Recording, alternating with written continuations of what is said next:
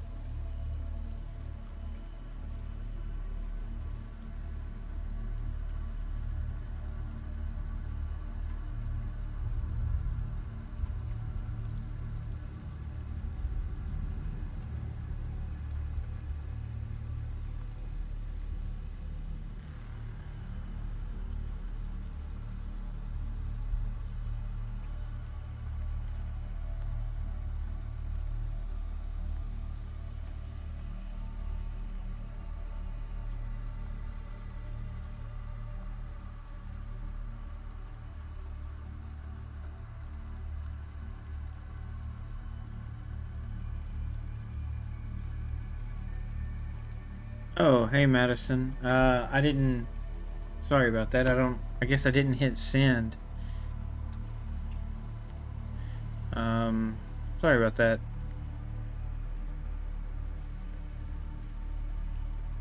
Yeah, I didn't send it.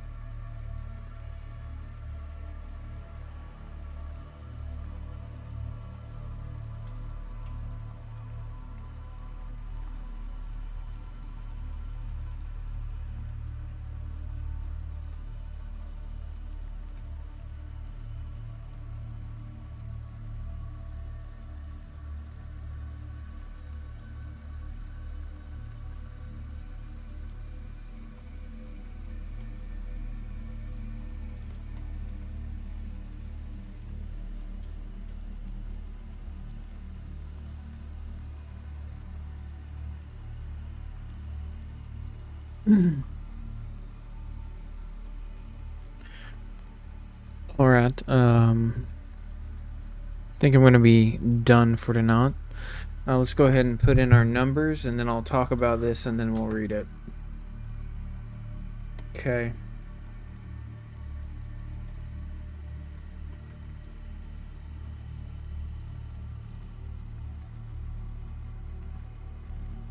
Tonight we did 1,761. 1,761 words. We were writing at home on a laptop. Feeling alright tonight.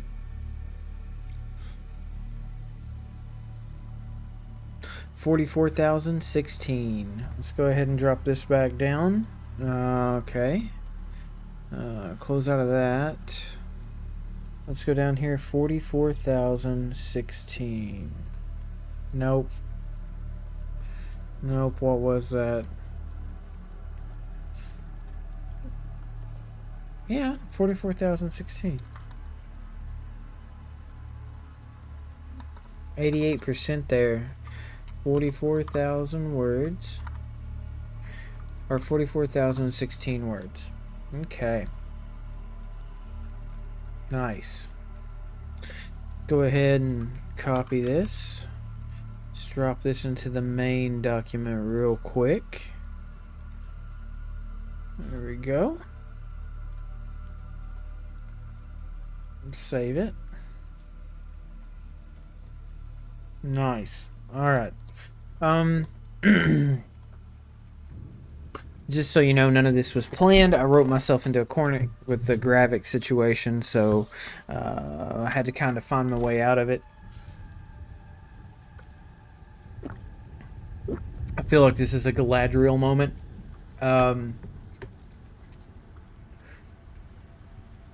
It's just a Galadriel moment, I think. I'm going to call it, this is in the hero's journey, the circle. This would be the supernatural god. But let me read this so we can all go to bed. Chapter 22, Reunion. Everyone was stunned, including Forge. There was a deep silence where no one moved, and each of them, including the GC soldiers, looked to everyone to see if a gun was going to be pulled. When Gravix gathered himself, he stepped back and held out his arms.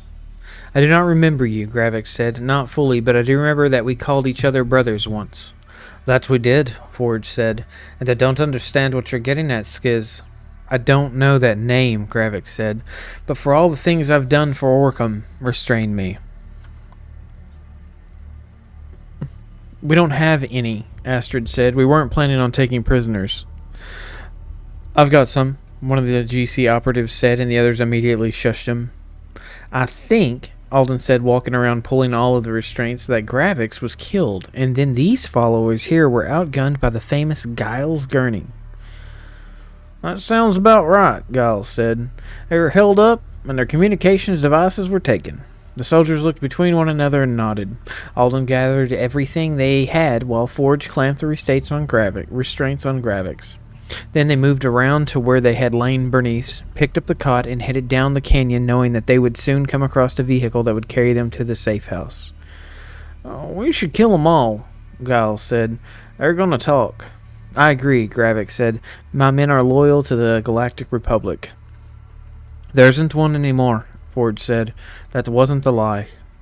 I don't understand, Gravix blinked and clicked. What does that mean? We don't deny either. Forge walked with his gun pointed at Gravix. Gravix clicked a few more times.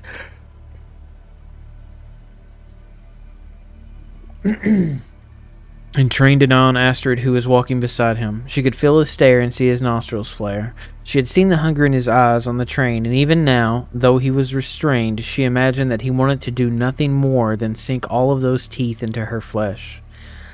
Why does your friend want to eat me? Astrid said. He's not my friend, Forge replied, and I don't know. Skiz didn't eat people before. That's because he's never been around a Yvrillian. Alden grunted under the weight of Bernice. What does that matter? Forge asked. Though they didn't start on the same solar system, the Uvarillians and Wrongs are the tastiest things they've ever eaten. The problem is that their blood, in large amounts, are also poisonous. Astrid could see Gravix flinch.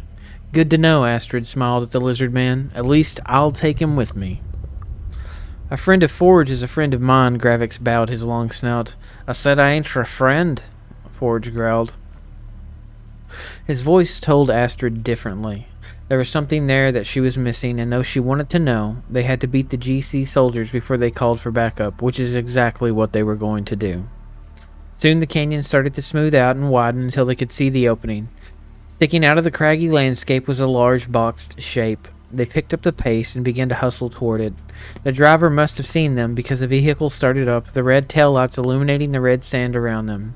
They flung the door open to see there was enough room for everyone to be cramped around an unconscious and bleeding Bernice. Giles slipped into the cab. Once everyone was inside, Alden banged on the cab's wall and the vehicle's engines rumbled. They could feel its wheels tearing into the sand, and soon the bumps stopped and they were driving on something smooth. Occasionally, it would turn, but it was nothing or anything dramatic. Alden and Forge kept checking on Bernice, and in between they would stare at Gravix, who was just content to sit on the bench restrained. Alindra was staring at Bernice, and reached out and grabbed Astrid's hand. We're going to have to talk, Alindra said, when this is over. I don't think this is going to be over, Astrid said, so talk when you can. Not yet, Alindra looked down at Bernice. It don't seem right. I understand, Astrid said. Alindra had a look on her face that Astrid was sure mirrored what she felt herself welling in her chest, but things were complicated and she wasn't sure they were going to live through the next few hours, let alone a week or a month from then. Since she had left her palace, she had faced death at what seemed every turn. 3 hours later, with the adrenaline drained from their bodies, everyone was feeling tired, sore, and hungry. The vehicle stopped when Giles opened the door. They were inside a concrete garage with fluorescent lighting. There were no other cars in the place. Beside him was a woman with pointed ears and pointed nose. She was tall and slender like Astrid, but she was almost white. Bernice, the woman gasped. She's been hit, Forge croaked.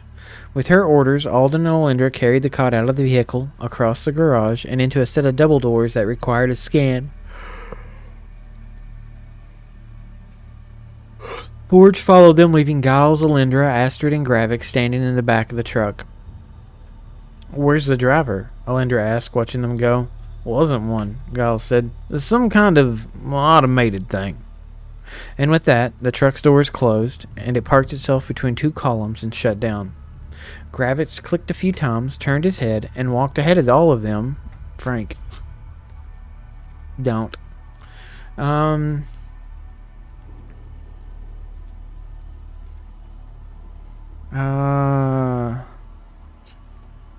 Walked ahead of all of them, heading toward the door. Each of them, because they had no other choice, followed. Who was that? Astrid asked. She looks different than anyone I've ever seen. That's because she is. Giles took off his hat and smoothed out his white hair.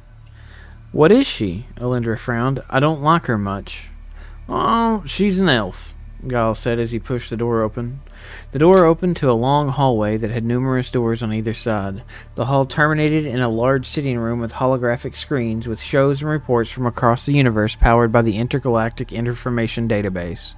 Without knowing what to do, they all took up seats in the plush chairs. Astrid could feel her body growing hot, and the need to sleep was even stronger. Elves aren't real, Alindra scoffed finally. Well, not anymore. Well, apparently they are, Gravix said. Apparently they are, Gravix said. She smelled like a star. Well, they're still around, Giles had set his hat on his knee. They just don't like any of us much. Oh, why's that? Astrid looked up the hall. Well, because we killed them all, Giles sighed. The entire verse turned against them. Why is she helping us? Why does anyone help anyone? Giles asked. That seemed to answer the question for everyone there. They turned their attention to the screens and watched as the reports came in that the Void Crusher was in pursuit of the Valmont to exact revenge for the traitorous acts of wiping out the Galactic Council. There was a screen of Lady Orcam standing proudly with a metal eyepiece. She didn't have that before, Gravix said matter of fact. Since you touched the shard, Alindra growled, nothing has been the same. Well, we're in it now, Gall shook his head. I can't imagine what bounties will be on all of us. Though a whole planet for you being alive is a lot. I'm not worth a whole planet, Astrid said. It's the shard she's after. She told me to bring you two back, Gravix blinked. She said that you're connected. She say any more than that? Alindra asked. No, Gravix frowned. Why would she? Can we contact Minsk? Astrid sat up in her seat. No, Giles replied. There's still too much going on. She hoped the Valmont was safely hidden somewhere with the stellar shard tucked away in her room. The whole universe would be looking for them now, especially those who sympathized with the Galactic Coalition. Others would be out for the money, though she didn't know of any place safe. She suddenly felt less safe than she had been. They're all okay, Alindra nodded. I hope so. Astrid reached into her vest and pulled out the triangular piece of rock. But what is this? That's a piece of Alta, the woman said, walking into the room behind Alden. What is Alta? Astrid asked. The woman moved across the room as if gravity didn't affect her. Her movements were without waste of energy. Her long blonde hair hung to her waist, and though she wore a plain blue dress, Astrid thought that even if there were other elves, this one must have been the most beautiful one that existed. She poured herself a glass of something and took a long drink. Bernice, she looked across the room, though none of you care, will recover soon. Oh, we barely knew her, Giles shrugged. More like a business partner. Either way, Alden held out his hand between the two of them. We, especially Forge, is happy that she's going to make it. She isn't the best shadow operative that we have, the woman said, but she's the most trusted. We're sorry she got caught up in this, Astrid said. She was caught up in it, the elven woman said, when she found the stellar shard. What, Astrid said, sitting up, do you mean? We've known about you, the woman said. We've known about the ancient prophecies that are tied to you and that's shared. We've been working with the Yavarillians our entire existence to help you find the shard. Why? Astrid asked. Why not keep it for yourself? Because you're the only one able to read it, she said. Your people are the closest remnants to the Dark Imperium before everything else. Astrid did not know what to say. She looked down at the triangular black stone in her palm. The stellar shard is the key to this universe, not world, the elven woman said. But that in your hand is a creature named Alta, a being of such great power that if assembled would tear open space-time itself and allow Dominus in. Then what do we do? Alindra grabbed Astrid's knee. She's got to find the throne of the universe, the elven woman said. And do what? Alden poured himself a drink. I don't know, the woman replied. But from everything that I've read, she will die. Okay. There is that.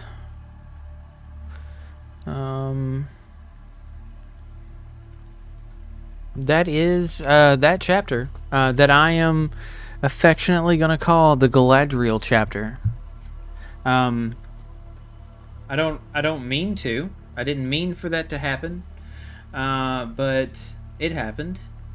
There was a very strange journey there. I didn't know that we were going to get there. I didn't know that that's what I was going to do. But again, I had written myself in a corner with Gravix. I had them trapped. I didn't know how to get answers. We only have 6,000 words to close this down, right? And the thing is I want an ending at the end of this. Like, I don't care if it's earned or not. I need an ending. So I put Galadriel in there, but not really. I'm pretty sure I can smooth it out. But we'll see. But yeah, thanks for watching tonight. Thanks for coming by. Thanks for talking. Thanks for the follows and continued support.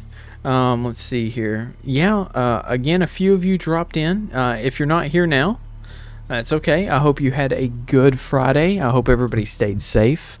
Tomorrow's Saturday. I know some of you still have to work, which I'm sorry for, but you got to get through it. You got to do the grind.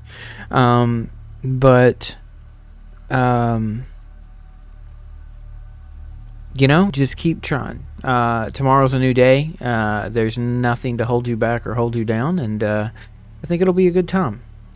Just remember that today's events don't define tomorrow's events. So until then, till I see you tomorrow, where I still have no idea what I'm doing. We will get there and together and go from there. So I hope you all have a good night.